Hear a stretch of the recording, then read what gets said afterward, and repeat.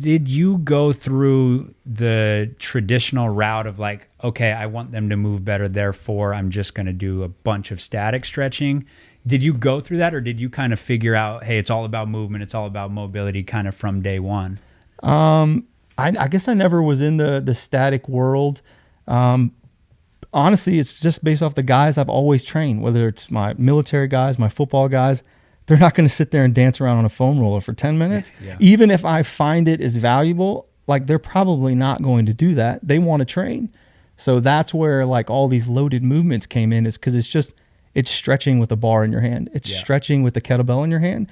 It's loading tissue under tension. And they think they're just strength training. They think they're working out. And I'm just here trying to blur the lines of the warm up and the workout so they don't know when it started. Yeah. To me, that's where the magic of mobility is. It's how I don't want them to be like, oh, the first 10 minutes, that's my warm up. That's my mobility work. That's my movement work. And now we go train. Whereas if I can put a barbell in your hand and we're doing like a loaded landmine sway, is no different than me doing an adductor rock back stretch in my mind, or a front foot elevated position, no different than you doing like a passive couch stretch when it comes to what the tissues involved. Yeah. So, but they perceive it as working out. So that's kind of where I guess that concept comes from, and how I've been thinking lately. Yeah. And so you don't feel the need to stretch because, you're strengthening through that full range of motion and all planes of motion.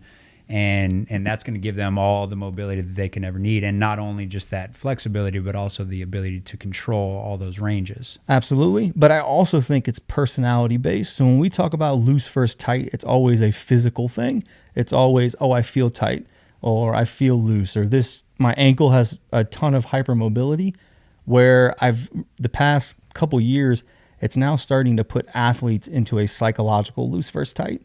Like I have athletes that are very loose guys, like they do jujitsu. They want to flow around on the ground. They want to do all my shin box movements and crawling and moving.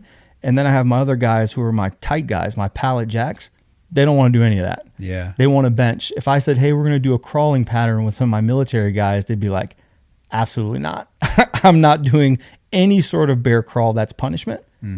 So now it's figuring out that loose versus tight component is, I think it's a psychological thing as well, because there are some guys that want to stretch. There are some guys that want to foam roll, and it's not my job to put my thumb on you to make you do what I want. It's my job to facilitate whoever you are with the best intervention possible, because it could be the best intervention, but if you're not that personality, you missed.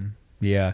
So your tight guys, they don't want to stretch, they don't want to foam roll, or they're that's how I look at it. Like my loose flowy guys that they want to do all the movement stuff, they want to flow around, they believe in, like, they got all the new lacrosse balls, I got all the new peanut balls, and then I got my tight guys that they just want to show up in bench press, they want to show up in deadlift.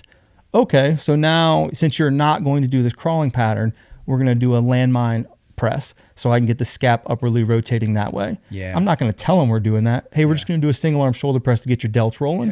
They're like, sick. But sneaking it in. Or we're going to do pike push-ups to get the scaps rolling around the rib cage.